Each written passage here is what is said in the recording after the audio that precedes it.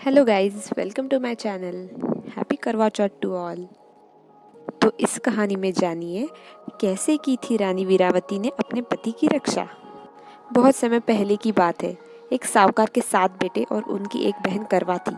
सभी सातों भाई अपनी बहन से बहुत प्यार करते थे, यहाँ तक कि वे पहले उसे खाना खिलाते थे और बाद में वो स्वयं खाते थे। एक बार उनकी बहन ससुराल से मायके आई हुई थी।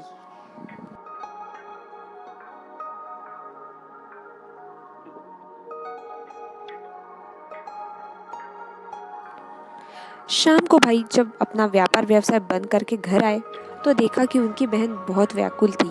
सभी भाई खाना खाने बैठे और अपनी बहन से भी खाने का आग्रह करने लगे, लेकिन बहन ने बताया कि उसका आज करवा चौथ का निर्जल व्रत है और वह खाना सिर्फ चंद्रमा को देखकर, उसे अर्घ्य देकर ही खा सकती है। क्योंकि चंद्रमा अभी तक निकला नहीं है, इसलिए वह भूख प्यास से व्याकुल हो उठी है। सबसे छोटे भाई को अपनी बहन की हालत देखी नहीं जाती है और वह दूर पीपल के पेड़ पर एक दीपक जलाकर चलनी की ओट में रख देता है। दूर से देखने पर वह ऐसा प्रतीत होता है कि जैसे चतुर्थी का चांद उदित हो रहा है।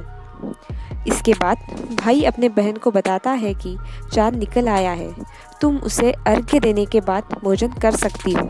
बहन खुशी के मारे सीढ़ियों पर चढ़कर चांद को देखती है, उसे अर्घ्य देकर खाना खाने बैठ जाती है। वह पहला टुकड़ा मुंह में डालती है तो उससे छींक आ जाती है। दूसरा टुकड़ा मुंह में डालती है तो उसमें बाल निकल आता है और जैसे ही तीसरा टुकड़ा मुंह में डालने की कोशिश करती है तो उसके पति की मृत्यु का समाचार उसे मिल जाता है। वह बौखला जाता है। उसकी भाभी उससे सच्चाई से अवगत कराती है कि उसके साथ ऐसा क्यों हुआ। करवा चौथ का व्रत गलत तरीके से टूटने के कारण देवता उससे नाराज हो गए हैं और उन्होंने ही ऐसा किया है।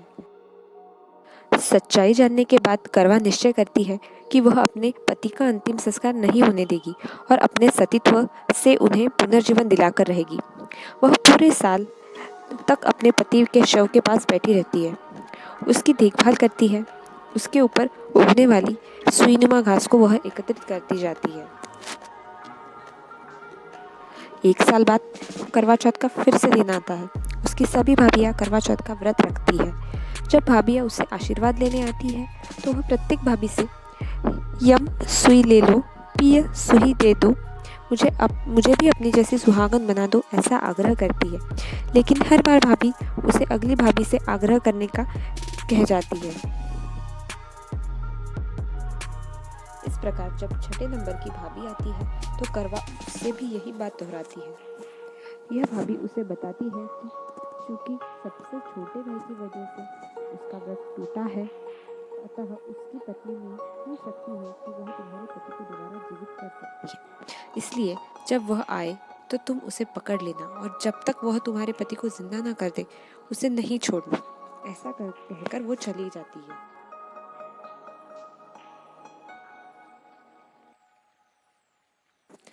सबसे अंत में छोटी भाभी आती है।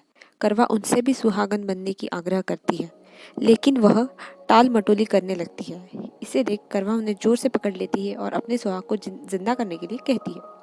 भाभी उसे छुड़ाने के लिए नोचती है, खसोटती है, लेकिन करवा नहीं छोड़ती है।